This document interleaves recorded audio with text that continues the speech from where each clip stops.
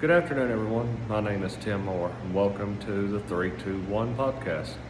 So, in this podcast, we're going to be discussing three things that I understood well from the leading teams class, two things that could have been covered but were not, and one thing that I really didn't get a good grasp on. So, for the first part, we're going to talk about the 5 stages of team building.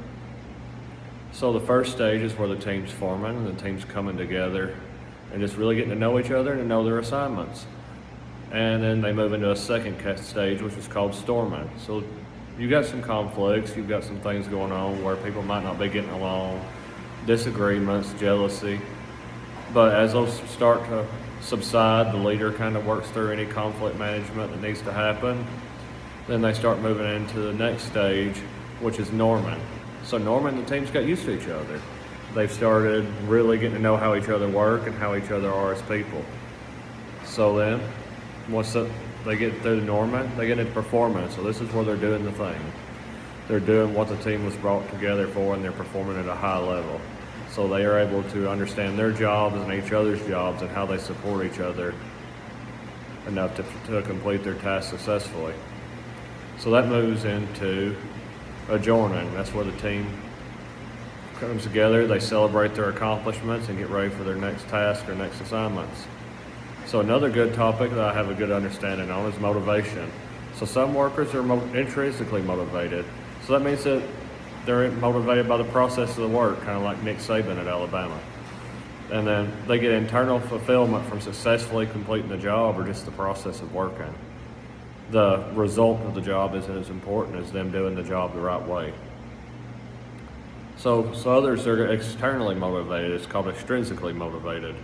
And they're motivated by getting bonuses, praise, rewards, promotions, things of that nature. And even though that they're motivated by things on the outside, it doesn't make intrinsically motivated people superior to them. But intrinsically motivated individuals do tend to experience higher morale if they're allowed to focus on their work. But the same can be said about extrinsically motivated. They can experience high morale as long as their manager recognizes their efforts. So another thing I have a good grasp on is conflict resolution.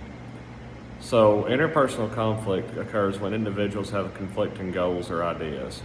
So if you've got 2 team members, one wants to do a task one way, another thinks it's better to do it a different way, and they can't come to a compromise or agreement on their own.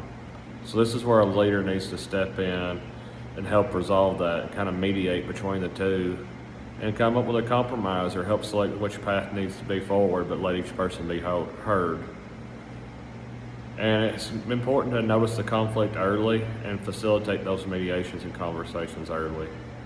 Another form of conflict is intrapersonal conflict, and this is where their own goals conflict against each other. So let's say I want to be at BLC, which I'm at now, and be able to give 100% focus to school. Those goals conflict against each other because BLC is a school in of itself and it's long days.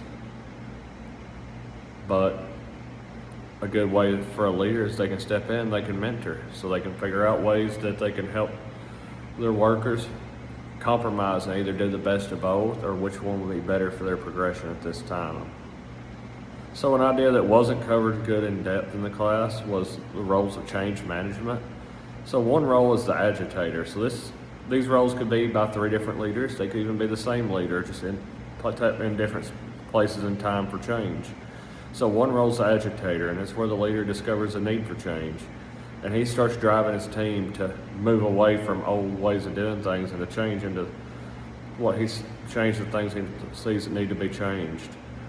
That leads to a second role, the innovator. And the innovator is looking for solutions. So he wants to see the change, but he's got a plan of how he's going to implement the change. The third is the orchestrator. So he's getting the resources. He's actually making the change happen. Make sure everything that's needed for that change to happen is given and that the change can actually happen, and he puts it into action. So another idea not fully covered is resilience. A leader who learns by his mistakes. They're not deterred by challenges. They respond effectively and inspire subordinates. and it drives them to seek new challenges. And if they make a mistake, if something goes wrong, they treat it as a learning opportunity. So for the one part, the final part of this podcast, a concept that eludes me is the protections afforded by each Labor Act. I have struggled with it in my mind to try to remember what years the Labor Acts were passed and which act protects what. I have a basic idea of which acts, what they protect, but I don't remember the conditions, the number of employees, or other things that trigger those acts to go into effect. And it's something I'm going to continue studying on and researching as I go forward to my degree path and to my future endeavors.